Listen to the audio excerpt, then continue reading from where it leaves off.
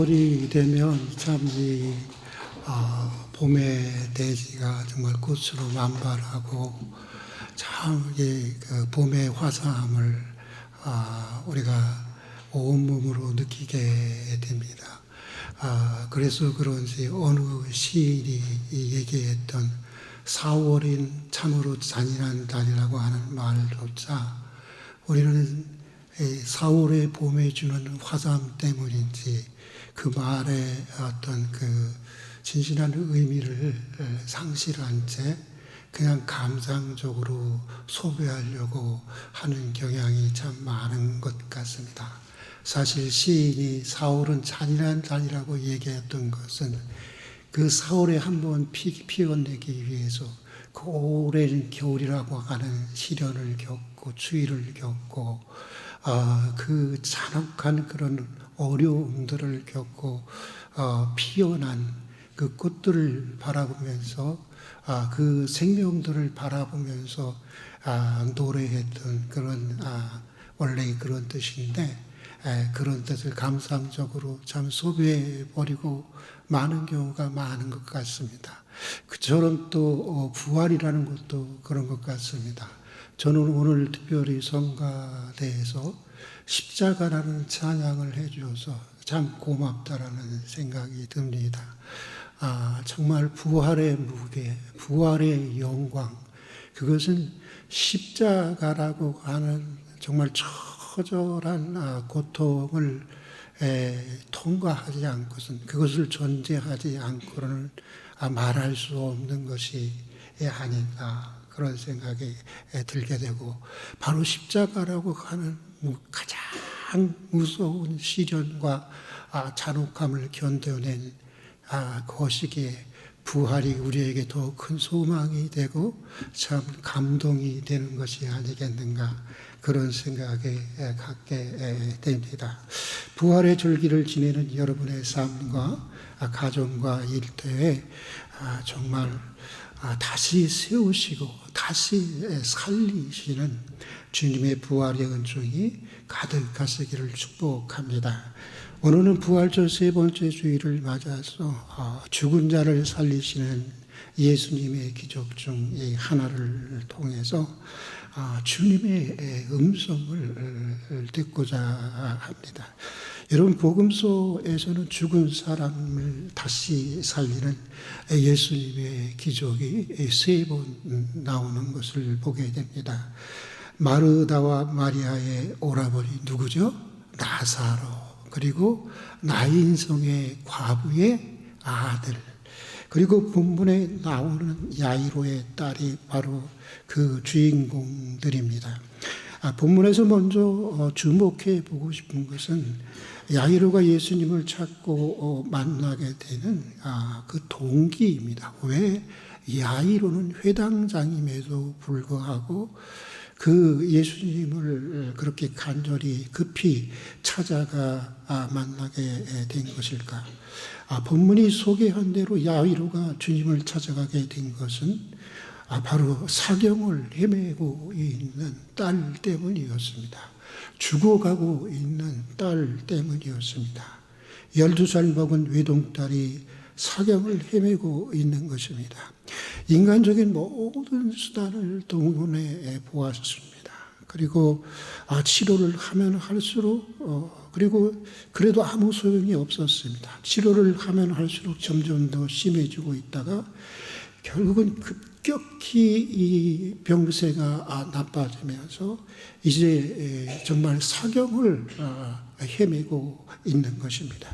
그러자 야이로는 급하게 예수님을 찾아오게 된 것입니다. 만약 야이로에게 이런 문제가 없었다고 한다면 아마도 그는 주님 앞에 결코 나오지 않았을 가능성이 큰 사람이었을 것입니다. 야이로가 회당장이었다는 것이 그 가능성을 높여주고 있습니다. 예수님 당시 정치, 종교, 문학, 교육할 것 없이 참 모든 것의 중심이었던 회당의 의장이라는 것은 매우 높은 자리이었습니다. 인생의 경륜도 많아야 했고 학력도 높아야 했고 사회적으로 명성도 있고 매우 존경받는 사람이라야 회당의 장의 역할을 할 수가 있었습니다. 그런데 그런 회당장이 사회적으로는 그저 목수의 아들에 불과한 갓 이제 30에 자기보다 한참 어린 30의 예수님을 찾아왔습니다. 그리고 그 청년 예수의 발 앞에 마치 종이 주인을 맞이하듯이 발 앞에 엎드려 구하게 됩니다. 예수님이 하나님의 아들이라고 하는 것을 아는 우리들에게는 대수롭지 않은 일처럼 여겨질 수 있지만 당시 정말 종교 지도자들, 바리새인들, 서기관들의 활동 공간의 장이었던 회당장이 어떻게 보면 율법을 수호하는 유대교의 어떻게 보면 성지라고 하는 회당의 장이 그럴 수는 없는 것이었습니다. 그만큼 야이로는 죽어가는 딸을 반드시 살려야겠다고 하는 간절함과 절박감을 가지고 있었던 것입니다. 본문 23절의 말씀을 같이 읽어보겠습니다. 같이 읽겠습니다.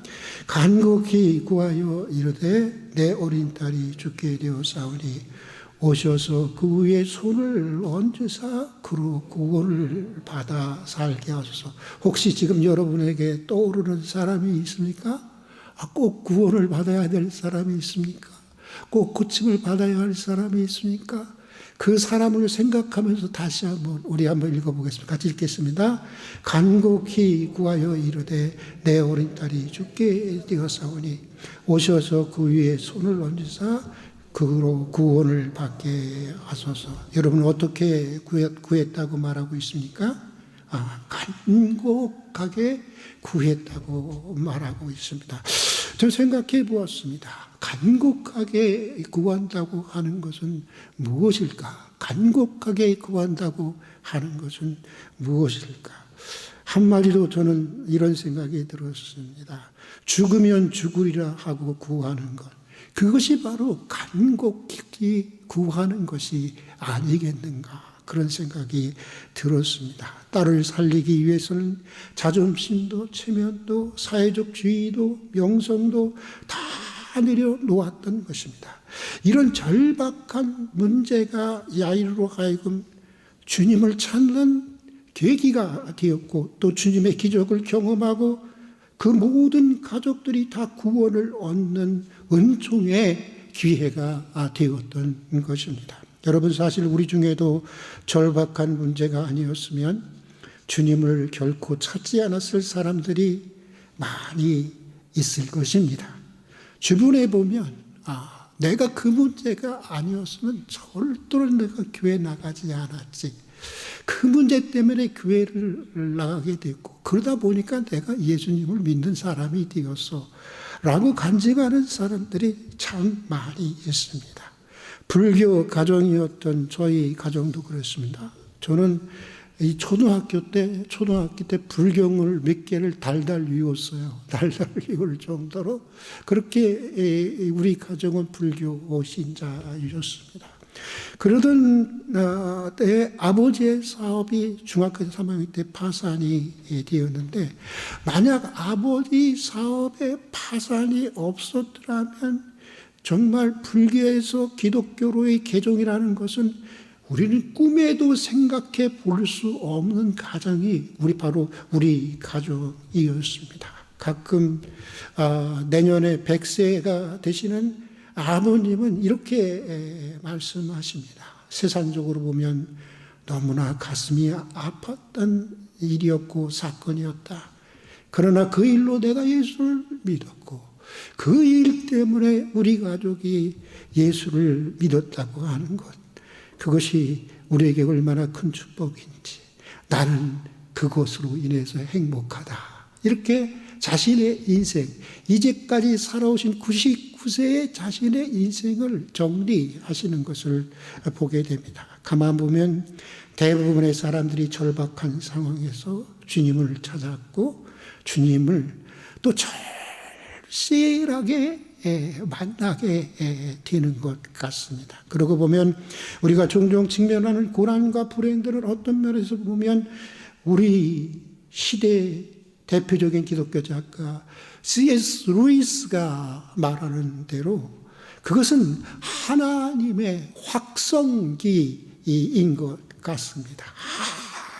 아무리 불러도 대답이 없고 세상적인 것에 너무 지나친 관심을 두고 있기에 하나님의 부르심을 듣지 못하니까 고난과 불행이라는 어떤 그런 아주 확성기를 통해서 아주 크게 들리도록 내가 너를 부른다 라고 하는 것을 보이기 위해서 하나님께서는 때로 우리에게 고난과 불행을 주시는 것이 아닌가. 그런 면에서 보면 고난은 주님이 우리를 부르시고 구원하시려는 은총의 통로일 뿐만 아니라 어두워 보이는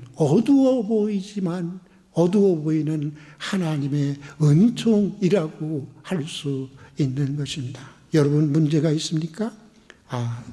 제가 질문을 잘못했죠? 여러분은 문제가 있지요? 이게 바른 질문이겠지요? 여러분 야이로처럼 죽으면 죽으리다라는 간곡한 마음으로 주님 앞에 나아갈 수 있기를 주의 이름으로 축복합니다. 문제가 있을 때 야이로처럼 주님을 간절히 찾고 구하면 우리도 주님의 특별하신 은총을 반드시 경험하게 되는 것입니다.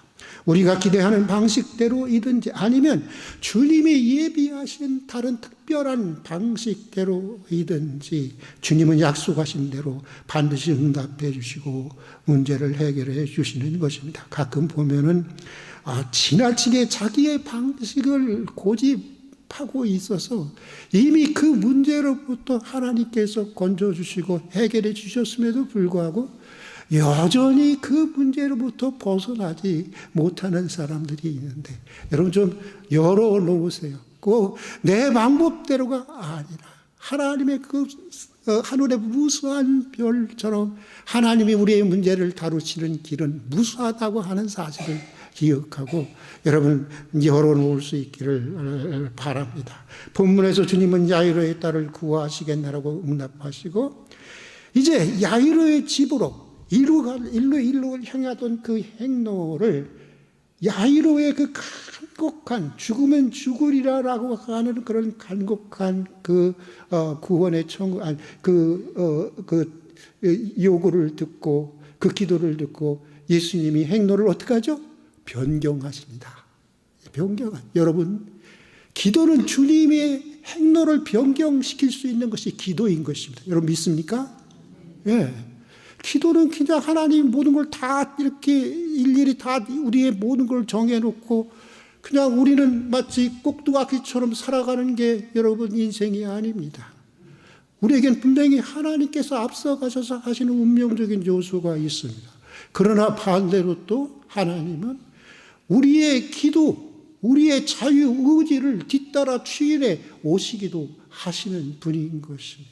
여러분 정말 문제가 있을 때 정말 야이로의 집으로 행로를 변경해서 움직이게 하신 것처럼 야이로처럼 정말 주님의 행로를 주님의 발걸음을 우리가 가진 문제를 향해서 정말 움직이게 하는 그 방향을 향로를 바꾸게 하는 그런 간곡한 기도의 사람이 될 수 있기를 주의 이름으로 축복합니다. 또 본문에서 주목해 보고 싶은 것은 야이로가 주님과 동행하는 길에서 일어나는 사건입니다. 여러분이 야이로였다면 야이로의 그 심정이 어땠을까요? 1분 1초가 어땠을까요? 급했을 것입니다. 빨리 가야지. 뭐 하고 있는 거야 이거. 그냥 좀 뛰었으면 좋겠는데 뛰자고는 못하겠고 정말 시체 말로, 애들 말로 무슨 줄이 탔다고 해도 과언이 아닐 것입니다. 그렇죠? 무슨 줄이 탔다고 해도 과언이 아닐 것입니다. 1분 1초가 급했을 것입니다. 야이로의 입장에서 보면. 그런데 마가복음 5장 25절부터 34절에 나오는 혈lum증 앓던 여인 치유 사건, 이 야이로의 사건의 이 중간에 보면은 혈루증을 앓던 여인의 치유 사건이 그 중간에 들어가게 되는데, 야이로의 입장에서 볼 때 이 혈루증 여인은 죽어가는 자신의 딸을 향해서 예수님을 모시고 가야 하는 야이로의 입장에서는 마치 자신의 행로를 방해하는 사람처럼 보였을 수도 있었을 것입니다. 왜 하필 이때, 이렇게 절박한 때에, 또는 그래도 어차피 12해 동안 아파왔지 않느냐, 열세를 앓는다고 해서 죽는 것도 아니지 않느냐, 우리 딸이 지금 당장 죽어가게 됐는데. 물론 혈루증 여인은 여인대로 고침을 받아야 한다는 절박감을 가지고 예수님의 옷자락을 붙든 것이었습니다. 그러면서 야이로의 죽어가는 딸에게로 향하던 그 행렬이 어떻게 되게 됩니까? 그 사건으로 인해서 어떻게 되죠? 지체되는 것입니다. 그런데 더욱 절망스러운 일이 발생한 거예요. 그렇게 지체되고 있는 사이에 사람들이 그에게 와서 무엇을 알립니까? 딸의 죽음을 알리는 것입니다. 이제 소용없다는 것입니다. 딸이 죽었다는 것입니다. 괜히 선생님 힘들게 하지 말라는 것입니다. 야이로서는 기가 막힌 일이 발생한 것입니다. 예수님을 만나서 이제 죽어가는 딸을 살릴 수도 있을 것이라고 하는 기대와 희망에 부풀어 있었던 야이로는 다시 완벽한 절망과 고통 속으로 빠지게 되었던 것입니다. 아마도 야이로는 12의 혈루증을 앓았던 여인에 대해서도 그렇고, 그 여인보다 당장 더 급한 자신의 딸을 우선적으로 치유해 주시지 않은 예수님에 대해서도 매우 섭섭한 마음을 가졌을 수도 있었을 것입니다. 아니, 가졌을 것입니다. 우리 딸을 먼저 고쳐주시고 와서 그 여인을 고쳐주셨으면 되지 않았을까? 여러분, 그런 생각이 들지 않겠어요? 들었겠어요? 예? 여러분, 응급실에 갔습니다. 야이로의 딸과 12의 혈루증 받은 여인이 각각 응급실에 들어왔습니다. 여러분, 응급실에서 누구 먼저 처치해 주었을까요? 당장 사경을 헤매고 있는 야이로의 딸을 치료해 주었을 것입니다. 그리고 혈루증, 아마 12해 동안 혈루증 앓는 여인에게는 다음에 외래로 오세요, 이렇게 보낼 수도 있었을 것입니다. 네. 그런데 예수님은 야이로의 희망과는, 야이로의 기대와는 전혀 다른 방식으로 지금 일을, 자신의 행로를 진행하고 있는 것입니다. 그런데 여러분, 여기서 좀 우리가 더 생각해 봐야 할 게 있습니다.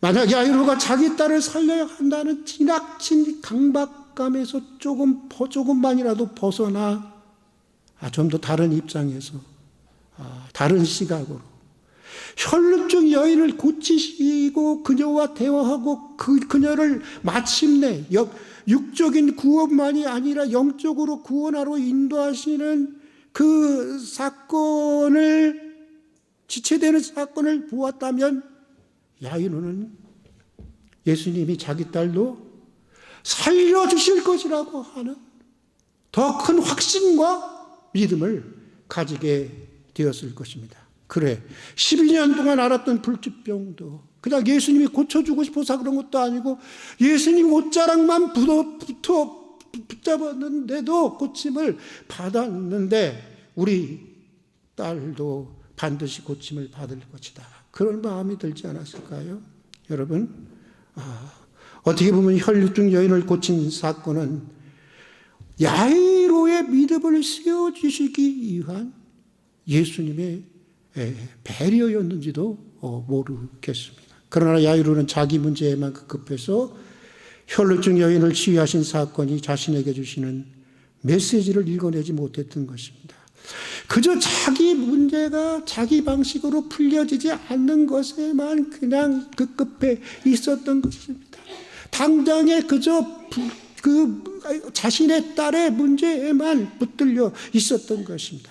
혈루증 여인보다 당장 죽어가는 자기 딸의 문제가 더 급하고 심각한데 이 여인으로 인해서 지체하는 예수님이 답답하고 정말 너무나도 야속하기도 한 것입니다. 또 그러다가 사람들이 와서 자기 딸이 죽었다고 하니 이제 하늘이 다 무너진 것과 같았던 것입니다. 그러자 예수께서는 참 주님은 인간의 마음을 아시는 분이에요. 사람의 연약함을 아시는 주님. 그래서 저 주님이 참 좋습니다. 주님은 다가와서 야이로에게 야이로의 마음을 읽고 이렇게 위로해 주십니다. 야이로는 참 이렇게 보니까 굉장히 내성적인 사람이었던 것 같아요. 이렇게 비록 좀 야속하고 막 이래도 막 소리 지르고 막 이러지 않고 그냥 가슴에 묻어두는 사람이었던 것 같아요.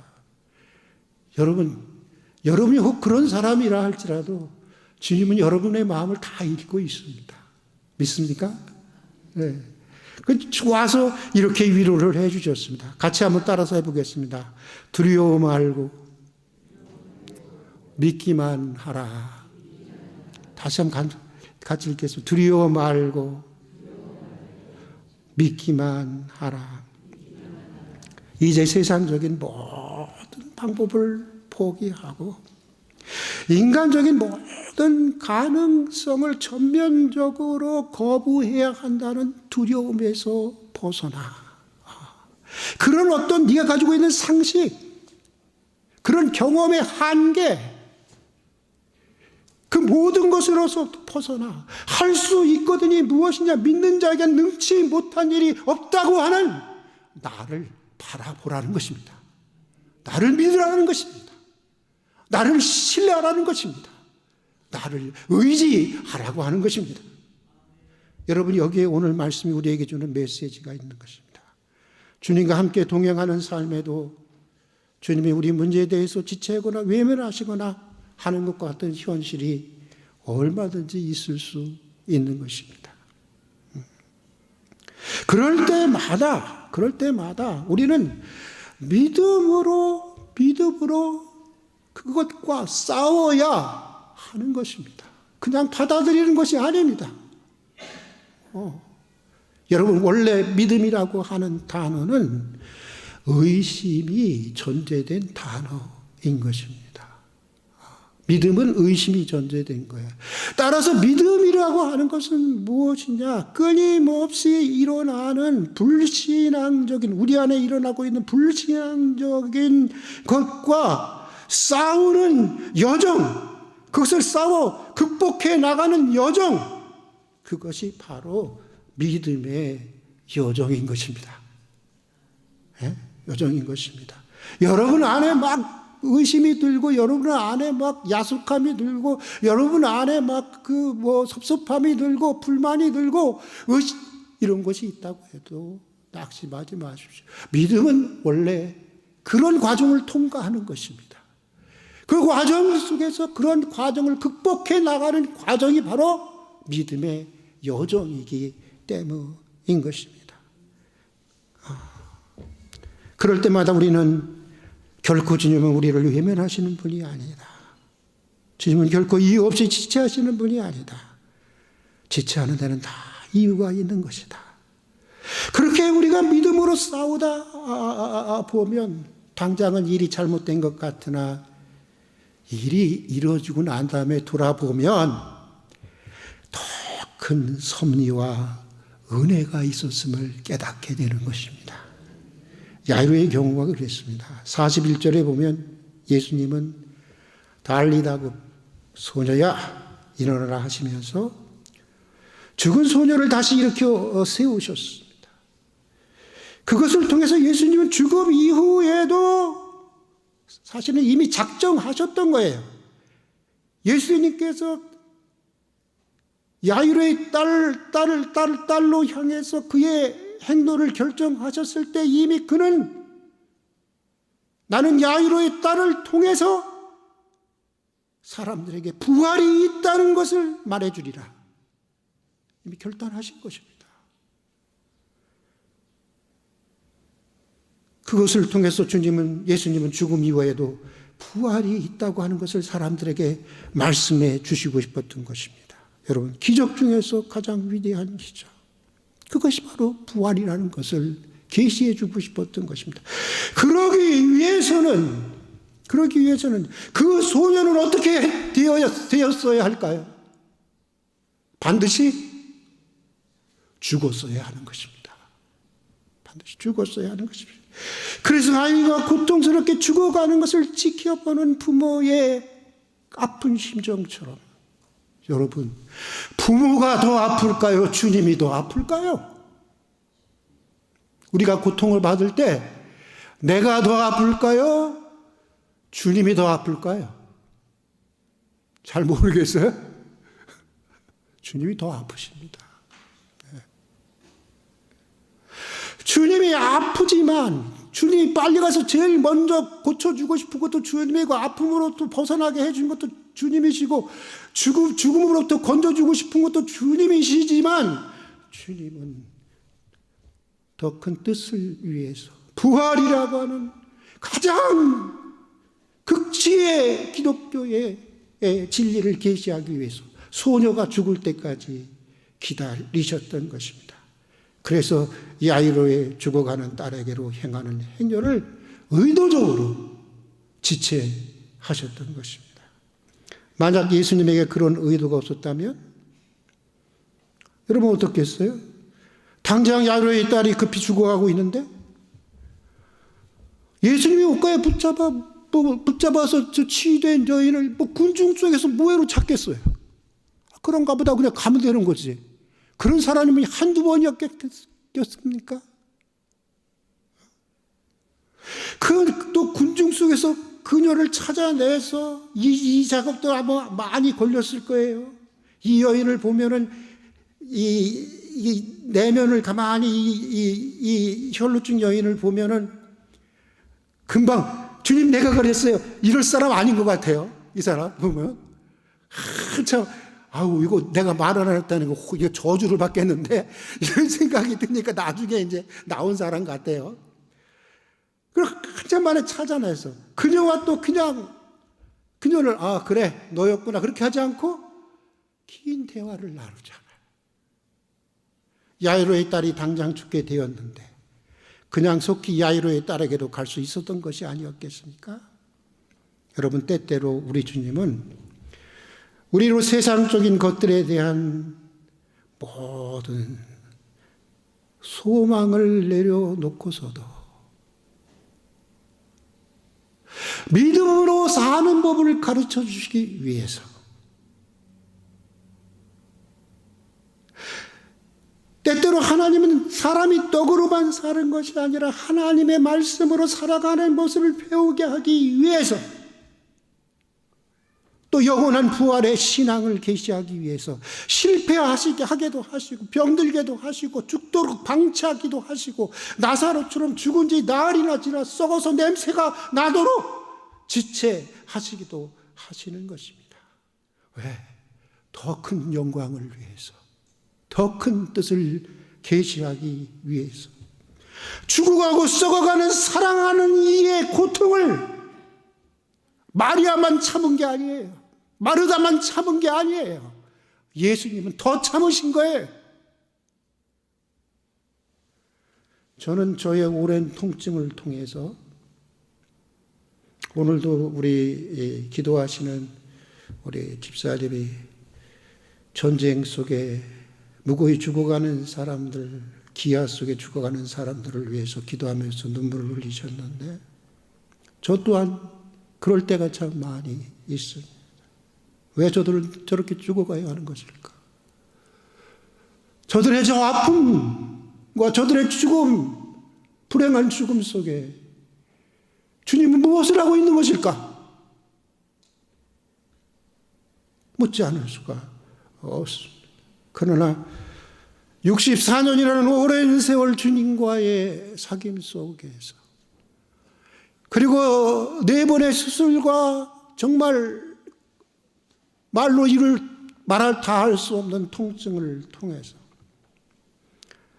저는 주님 뭐하고 계세요? 그렇게 물으면 주님이 이렇게 대답하시는 것 같아요. 너와 함께 통증을 견디고 있어. 너와 함께 아픔을 견디고 있단다. 그것을 통해서 나와 내 가족도 내 공동체를 이루실 더 큰 뜻을 위해서 나와 함께 내 고통을 더 큰 아픔으로 견디시고 있다고 하는 것입니다. 여러분, 주님이 더 고쳐주고 싶지 않을까요? 주님이 고치시라면 단번에 이까지 것 고칠 수 있지 않을까요? 때로는 흔들리고 연약해지기도 하지만 하나님의 더 큰 은총을, 뜻을 바라보면서 저는 소망을 가지고 견디는 것입니다.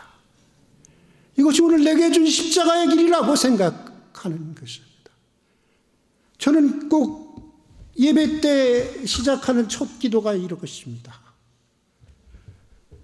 다시 예배의 자리로 불러주신 것을 진심으로 감사드립니다. 저는 그냥 이렇게 하는 관용구가 아니에요. 저는 진심으로 그렇습니다. 하나님, 이 시간 내가 다시 예배의 자리에 설 수 있는 것이 얼마나 감사한지 모릅니다.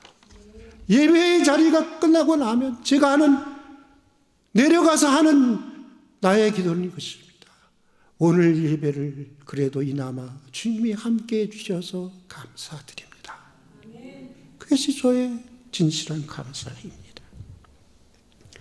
세상 사람들이 어떻게 생각하든지 우리 성도들에게 있어서 죽음은 결코 마지막이 아닙니다. 여러분 믿습니까? 죽음은 그리스도 안에서 지상의 삶에서, 이런 삶에서의 삶이 아니라 이런 삶에서 영원하고 아주 신령한 몸으로, 영원한 영생의 몸으로 우리의 삶이 그런 차원의 삶으로 바뀌어지는 통로도 아니고 길도 아니고 터널도 아니고 여러분 모먼트 순간인 것입니다. 찰나인 것입니다. 그러기에 죽음이라는 것은 오래전에 별세하신 제 은사님의 고백처럼 출생보다 더 큰 은총이요 더 큰 축복이 될 수 있는 것입니다. 야이로의 죽은 딸을 살리시는 기적은 이것을 계시하신 것입니다. 그리고 또 중요한 것입니다. 또 동시에 구약시대 사람들은 부활이라고 하는 것은, 여러분 우리는 종말의 시대를 살아간다고 하잖아요. 언제부터 종말의 시대예요? 예수님이 왔을 때부터. 왜냐하면요, 구약 사람들이 역사 마지막에 일어날 것이라고 생각했던 것이 언제부터 일어나기 시작했어요? 예수님이 오심으로부터 일어나기 시작을 했어요. 그래서 그때부터 종말이라고 부르는 것입니다. 아시겠어요? 우리가 종말의 시대를 살아간다고 하는 것은 바로 그런 뜻입니다. 여러분, 보통 구약시대 사람들은 역사 마지막에 부활이라고 하는 우주적인 사건이 일어날 것이라고 믿고 있었습니다. 그러나 부활의 능력은 이미 예수 그리스도를 통해서 우리의 현실 속에 들어와 역사하고 있다고 하는 사실을 예수님은 바로 야이로의 딸을 통해서, 죽음을 통해서 보여주고 싶어 했던 것입니다. 오늘 우리가 야이로의 죽은 딸을 다시 살리시는 이적의 사건을 통해서 읽어내야 할 가장 소중한 메시지는 바로 이것입니다. 부활은 과거의 사건만이 아니라고 하는 것입니다. 역사 마지막 예수님의 재림 때에 있을 미래적 사건만도 아니라는 것입니다. 부활은 다시 살리시는 영이신 성령을 통해서 죽음과 같이 세상적인 모든 가능성과 방법을 전면적으로 부인하고 포기해야 하는 현실 속에서도 얼마든지 일어나는 현재적 사건인 것입니다. 이것이 오늘 우리에게 주는 메시지인 것입니다. 여러분, 야이로처럼 우리의 신앙생활은 주님을 만나는 순간부터 시작됩니다. 그리고 주님과 함께 걸어가는 동안에 야율의 딸이 죽은 것 같이 파란만장한 주님과 동행하는 우리의 믿음의 여정 속에서도 파란만장한 여정, 예기치 못한 불행한 사건들에 직면하게도 되는 것입니다. 그러나 저는 64년 동안의 믿음을 통해서 굳게 믿고 있는 것이 있습니다. 저에 대한 주님의 계획, 여러분들을 향한 주님의 계획, 이 세상을 향한 주님의 계획은 한치의 오차나 착오도 없다는 것을 주님은 항상 이렇게 위로하시고 격려하셨습니다. 다시 한 번만 따라하겠습니다. 두려워 말고 믿기만 하라. 부활의 줄기를 지내는 주일 아침, 우리 곁에 다가오셔서 두려워하지 말고 믿기만 하라는 주님의 음성을 들을 수 있는 아침이 되기를 바랍니다. 달리 다급 소녀야 일어나라 명령하시면서 죽은 소녀를 다시 일으켜 세우신 것처럼 죽음과 같이 모든 가능성을 전면적으로 부인하고 포기해야 하는 절망 가운데에서도 우리의 믿음과 삶을 다시 살리시고 세우시는 부활의 은총이 여러분과 꼭 함께 하실 줄로 믿습니다. 같이 기도하겠습니다. 고난과 불행 혹은 여러 가지 문제를 통해서 우리를 부르시는 주님에게 야이로처럼 간절한 마음으로 죽으면 죽으리라고 하는 간절한 마음으로 반응할 수 있게 해 주시옵소서. 종종 주님이 우리의 문제에 대해서 지체하거나 외면하시는 것 같은 현실에 직면하면 우리는 연약해서 또다시 근심하고 걱정하고 깊은 낙심과 불신에 빠지기도 합니다. 우리의 연약함을 긍휼히 여겨주셔서 한치의 오차나 착오도 없이 진행되는 하나님의 완전하신 섭리를 바라보고 온전한 믿음으로 두려워하지 말고 믿기만 하라는 주님의 음성을 듣게 해 주시옵소서. 달리 다금 죽은 소녀를 다시 살리신 것처럼 죽음과 같이 모든 가능성, 세상적인 가능성을 부인하고 포기하는 절망적인 현실 속에서도 우리의 믿음과 삶을 다시 세우시는 부활의 은총이, 부활의 축복을 내려 주시옵소서. 예수님 이름으로 기도드립니다. 아멘. 네, 저희 교회 처음 오신 분들을 진심으로 환영합니다. 그리고 식당 설거지 담당은 다윗남선교회, 금요 기도회는 1구역입니다. 그리고 새가족 우리 김선태 우리 성도님께서는 오늘 나오시지 못했습니다. 3구역이고 다윗남선교회인데 정보를 주셔서 구역장 권사님들이 그리고 남성교회에서 미리 전화를 한번 드릴 수 있도록 이렇게 해주시기를 바랍니다. 교역자들도 전화를 해주시고요. 그 다음에 유기세 목사님 드디어 목사 안수를 받으셨습니다. 참 오랜 세월이 걸렸습니다. 보통 목사 안수 받기까지 보통 세월은 9년이지만 보통 일반적으로 9년이죠. 우리 유기세 목사님. 그러나 또 따지고 보면 전체 인생이 하나님의 섭리 가운데 보면 사실은 전체 인생이 다 목사가 지금까지 목사가 되게 하려는 하나님의 인도하심이 아니었겠습니까? 61년 만에 목사가 된 것입니다. 여러분들 더욱 축하해 주시기를 바랍니다. 그리고 또 유기세 목사님, 저는 참 너무 후배 목사에게 정말 이렇게 비참하고 초라한 한국교회를 물려주어야 한다고 하는 것이 정말 너무나도 죄송하고 부끄럽습니다. 우리 유기세 만약 제게 경기노에 목사 안수를 위한 설교를 부탁했다면 저는 성전을 뒤집어 엎는 예수님의 모습을 설교했을 것입니다. 그래야만이 희망이 있기 때문에 한국교회에. 저는 유기재 목사님, 제가 오늘 아침에도 얘기했지만, 일부 예배 때도 얘기했지만, 여러분, 너는 목사로서 이거면 되는 것 같아요. 목사로서 이 가오를, 또 교회로서의 가오를, 여기서 가오라고 하는 건 본질을 얘기하는 것입니다. 본질을 끝까지 지켜낼 수 있는 그런 참된 목사가 되기를 바랍니다. 여러분 위해서 늘 기도해 주시기를 바랍니다.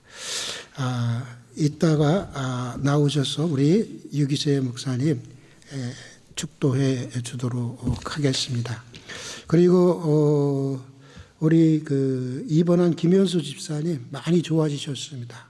남양유일병원에 입원해 계시고 그냥 가실 수 있습니다. 지난번 모세 선교에서 가시려다가 병원 못 들어간다고 해서 못 가셨는데 가실 수 있습니다.